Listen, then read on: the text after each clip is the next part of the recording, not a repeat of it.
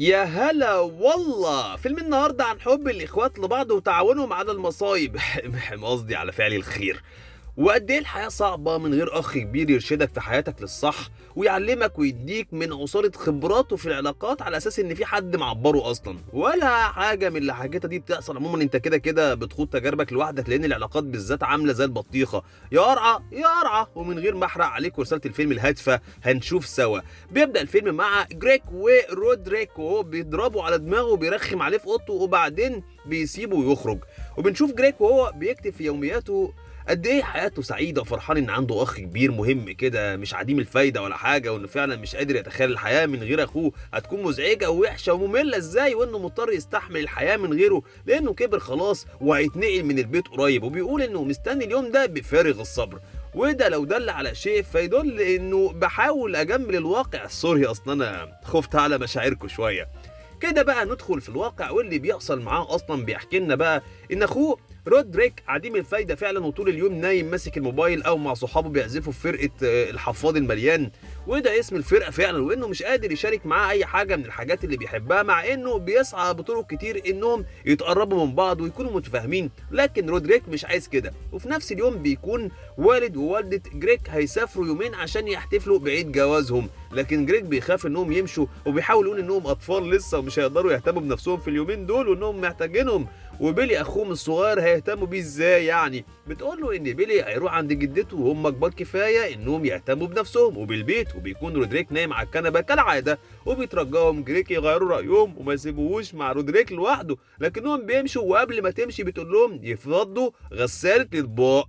اول لما بيمشوا بيصحى رودريك من النوم بحماس وبيقول لجريك انهم معاهم ساعه واحده لتجهيز البيت عشان رودريك قرر يعمل حفله، وبيقول له انه هتكون حفله ملحميه لان هيكون فيها الاخين مع بعض. فبتوسع عين جريك كده انه اخيرا هيتعاون مع اخوه في حاجه، فبيقول له انه هيبعت رساله يعزم صحابه، وانه ممكن يعزم صحابه هو كمان، ده لو عنده صحابه بطريقه كده. فبيقول له عندي صحاب كتير، بيفكر يعزمهم ما بيلاقيش عنده غير صاحب واحد رايلي، فبيعزمه عشان يجهز معاه المكان، وبيخرج رودريك عشان يجيب شيبسي وبيبسي وبيتزا وحاجات لزوم الحفله، وبيسيب جريك يجهز نفسه على ما يرجع. ولما بيرجع رودريك بيخلي جريك ورايلي يجهزوا الشقه كلها للحفله، وهو بيكون قاعد يشرف عليهم. عديم الفايده عديم الفايده يعني. وتحت في البدروم بيحاول رايلي يلفت نظر جريك للموضوع ده، وانهم بيعملوا كل حاجه لوحدهم ورودريك مش بيساعدهم. بيقول له جريك انه معتمد عليه وانه شاف الحاجات دي اقل من قدرات جريك وعايز يطلع احسن ما فيه. طبعا ده الكلام ده اللي رودريك قدر يضحك عليه بيه.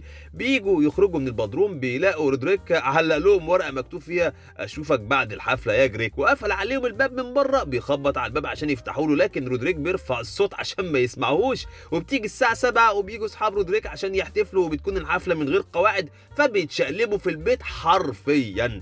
جريك بيحاول يخرج ما بيعرفش، فبيجيب مفك وبيفك أكرة الباب وبيشيلها، وبيجيب كاميرات وبيصوروا من فتحة الأكرة عشان يبقى دليل عليه لما يجي أبوه وأمه يوريهم رودريك عمل إيه. يفضلوا لحد ما يطلع النهار وبيناموا كلهم لحد لما بيكون واحد من صحاب رودريك نايم قريب من باب البدروم وماسك مقشة، فبيقع والمقشة بتفتح القفل. بيخرج جريك وبيشغل أغاني قديمة بصوت عالي، فبيضايقوا كلهم وبيصحوا يمشوا. وبيروح يصحي رودريك عشان يقول له انه هيبلغ ابوه وامه بالحفله وماسك عليه دليل. وفجاه بتتصل امهم وبتعرفوا من الرحله اتلغت بسبب ان اخوهم بيلي تعب، فهم هيرجعوا ياخدوه وجايين على البيت في خلال ساعه. بيتصدم رودريك وبيترجى جريك انه يساعده في التنظيف عشان يلحقوا يخلصوا قبل ما اهلهم يوصلوا. بيرفض جريك وبيقول له ملوش دعوه بالتخريب ده وهو المسؤول عنه. بعد شويه مفاوضات بيوافق وبينظف مع اخوه البيت، وفعلا بيلحقوا يخلصوا قبل ما يوصلوا اهلهم وبيرجعوا كل حاجه زي ما كانت. بيدخل ابوهم المطبخ وبيزعق، بيخاف يكون اكتشف حاجه، بس بيكون بيزعق على غساله اطباق عشان لسه ما فضيتش.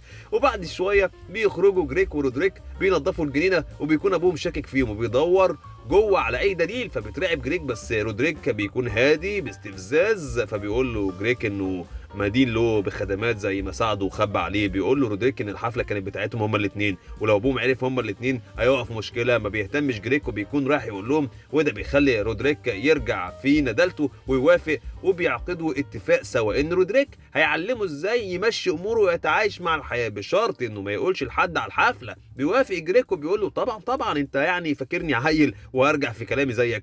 بيبدا رودريك يقول له الحيل اللي هيعتمدها اسلوب حياه، واولها بتكون انه بدل ما يحط الزباله كلها في كيس واحد كبير هيحطها في 5 اكياس، لان امهم سوزان بتدفع على الكيس 3 عملات، كده يبقى ضاعف الرقم في 5. والتانيه بتكون انه يبذل مجهود قليل عشان يقلل الاعتماد عليه. والتالته بتكون الادعاء انه يدعي انه بطيء في حل الواجب، فسوزان تزهق وتحل الواجب هي، وبكده يبقى خلص كل المهام المطلوبه منه باقل جهد ومن غير ما يطلب مساعده حد. بيعترض جريكو بيقول له ان كده غش، بيقول له ان اسمها تحايل على الموقف، وعشان تساير الدنيا يعني ما تأزمهاش، فبيقتنع جريك. وهنا بنعرف انه مش بس الصديق اللي بيبقى صديق سوء. وتاني يوم بيكون رودريك بيعزف على الدرامز بتاعه عشان يقدم في حفله عرض المواهب، فبيدخل جريكو بيقول له يعلمه حيل اكتر. بيعترض رودريكو بيقول له ان في كل اسبوع حاجه جديده واحده، فبيقول له انه متورط مع صاحبه رايلي في عرض السحر، وانه هيكون المساعد بتاعه، وانه مش عايز يروح، وبيطلب منه يخرجه من الورطه دي. فبيتريق بطريقه امه بيقول له ما ينفعش تخذل صاحبك الوحيد، فبيطلب انه يعلمه العزف على الدرامز، على الاقل يكون عنده موهبه ويقدم بيها في عرض المواهب، فبيعلمه.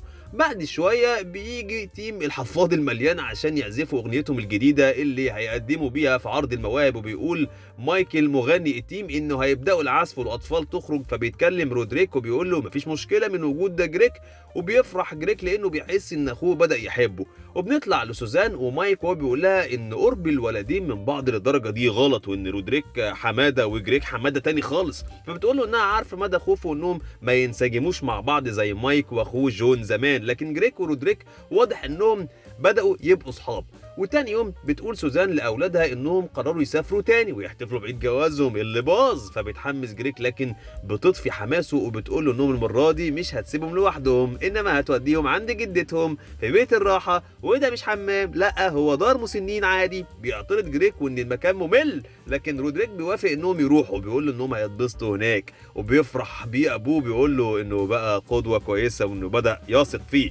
وهناك في اوضه جدهم بيقعدوا يلعبوا لعبه نكت، والفايز اللي هيفضل ببوز، لكن جريك بيقول نكته مش فاهمها ولا انا ولا انتوا هتفهموها، محدش فاهمها غير رودريك وجده، فبيضحكوا عليها. ورودريك بيكون في بقه عصير بيترش على جريك من الضحك، وبعدها بيروح جدهم الحمام، وبيقوم رودريك يدور بالعاب جده، بيلاقي لعبه بنك الحظ وفيها الفلوس بتاعتها اللي امكو بتتعامل معاها بيهم وبعدين تبدلها ليهم. وهنا بيعرف جريك ان رودريك ما جاش عشان جده، لكن جه عشان ياخد فلوس اللعبه ويرجع يبدلها من امه بفلوس حقيقيه.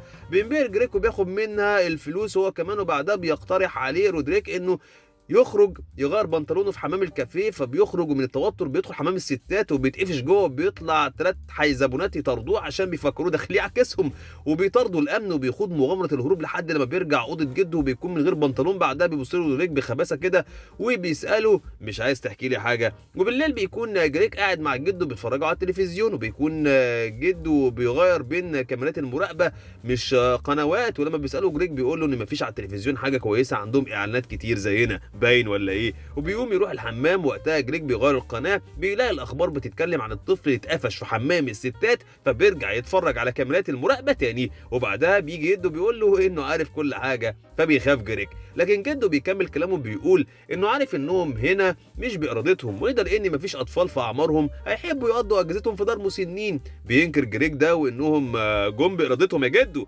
بيكمل جده كلامه بيقول له بس هو مبسوط انهم معاه، وشايف ان في تفاهم بين رودريك وجريك، ومبسوط بده على عكس ولاده واللي ما يعرفوش حاجه عن بعض بقالهم فتره كبيره جدا، حتى الاعياد بطلوا يحضروها سوا، وانه كان دايما بيحاول يقرب بينهم لكن بيفشل، وبيقول له انهم ولدين كويسين.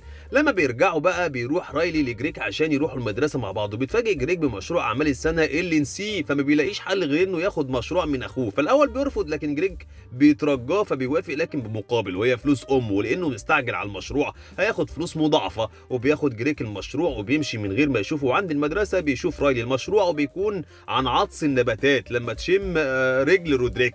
وهنا بيتصدم جريك وبيرجع يتخانق مع رودريك وبيوريه الصور وبيقول له انه ضحك عليه وخدعه، ورد لاعتباره هيوري الصور لامه. بيترجاه رودريك فبيتفاوض معاه بنفس طريقته وبياخد منه $200 وبيخرج. وهو خارج بقى بيخبط في امه، فبيقعوا منه الصور والفلوس، وامه بتشوفهم وبيجي ابوهم وبيزعق لهم وبيتعاقبوا هما الاثنين، جريك ان مفيش اجهزه الكترونيه لمده شهر، ورودريك انه مش هيخرج من البيت اصلا لمده شهر ومش هيشارك في عرض المواهب. بيحاول جريك كمان يتهرب منه لكن امه بترفض، وبيحاول جريك يصالح اخوه وبيقول له ان الصور وقعت وانه ما قصدش يقول لامه، وبيزعق له بيقول له احذرني عشان ما ازعلكش. تاني يوم وبيكون جريك ورايلي في اوضه جريك بيتدربوا على العرض بتاع السحر، لكن جريك ما بيكونش متحمس، وبعدين بيدخل رودريك وبيقول له انه لقى حاجه تخصه على السفره، وبيكون دفتر يوميات جريك، وبيتفاجئ ان رودريك من الصور فهم اللي حصل في دار المسنين والحمام وصورهم عشان يبقى فتنه بفتنه والبادي اظلم، وبيكون هيبعتهم على الجروب بيفضحوا، لكن جريك بيمنعه، بيقع منهم التليفون وبيمسكوا رايلي وبيبعتهم هو بالغلط. وتاني يوم بيكون رايح جريك المدرسه بس خايف ومش عارف هيواجه زمايله ازاي، لكن بيتفاجئوا ان القصه من شخص لشخص اتغير كالمعتاد، وان جريك بقى بطل وعمل كده عشان يكسب رهان اليانصيب، وبعدها هرب من الامن وبقى جريك مشهور في المدرسه، وخطه رودريك مشيت بالعكس. وبعدها بيجي يوم عرض المواهب وبيكون معاهم جدهم وبيدخلوا كلهم، رودريك بيقفل الباب على جريك بره، فبيجوا فرقه الحفاض المليانه عشان يخلوا جريك ينضم ليهم بدل رودريك، وان رودريك علمه وهو ما يقولش مهاره عنه. وبالنسبه لعرض السحر فبيدخلوا واحد صاحبهم بيرات تمكان جريك، فبيدخل جريك وهو متردد، ولما بيقوم عشان يجهز نفسه لعرض السحر بيتريق عليه رودريك، فبيقرر انه هيدخل يعزف مكانه. لما بيدخل على الدرامز وبتقدمه التيم وبيبدا يعزف، يتفاجئ رودريك وبيعيط وبيخرج من الصاله، وبيحصلوا جريك وبيتكلموا مع بعض وبيسالوا يا ترى لما يكبروا هيبطلوا يشوفوا بعض زي ابوهم واخوه، هيبطلوا يتقابلوا في الاعياد ومشاكلهم هتكون كبرت. بيقول له رودريك لا مش للدرجه دي، اكيد هشوفك في الاعياد بس مش هعزمك لان الموضوع هيكون مرهق يعني، وانهم في كل الاحوال اخوات وهيساندوا بعض لما الوضع يتأزم لما يتأزم بس. بتلمع عين جريك وبيقول له انه طلع على المسرح عشان يخليه يفتخر بيه وانه عرف يعزف زيه، فبيقول له رودريك طب يلا بقى عشان تخليني افتخر بيك، بيقول له لا الدرامز ده بتاعك انت وانت الاحق بيه. وبيدخل رودريك على المسرح وبيقدموا التيم وبيبدا العزف، وبتكون سوزان بتكلم جريك وبتقول له انت مدرك انكم متعاقبين واللي عملتوه ده غلط وعشان كده هيطولوا فتره عقوبه جريك، فبيقول لها انه فاهم الوضع بس الموضوع مستاهل العقاب لانه اخوه وهو هيساندوا على كل الاحوال. فبيفرحوا سوزان ومايك وابوه عشان قدروا يجمعوا بين الولدين، وبيهنيهم الجد انهم ربوهم صح، وبيكمل العرض وبيكون التيم مقدم عرض كويس لدرجه ان سوزان بتسيبهم تطلع ترقص على المسرح مع التيم وبتكون مندمجه قوي. بعدها بيقدم رايلي العرض بتاعه بمساعده بيرات، وبالرغم من ان فريق حفاض المليان كانوا مقدمين عرض كويس لان اللي كسب في العرض هو رايلي، لكن رقص سوزان على المسرح ساعد ان الايقاع بتاع التيم يتشاف ويتنشر اسرع، والتيم كسب جمهور برضه. وبعدها بيبقوا اصحاب جريك ورودريك وبيقربوا من بعض اكتر، وبتكون خطه سوزان في لم شمل العيله تمت بنجاح. وهنا بتخلص حكايتنا، لكن حواديتنا لسه كتير قوي. اشتركوا بقى وفعلوا الجرس عشان تشوفوا كل الحواديت اللي جايه. سلام.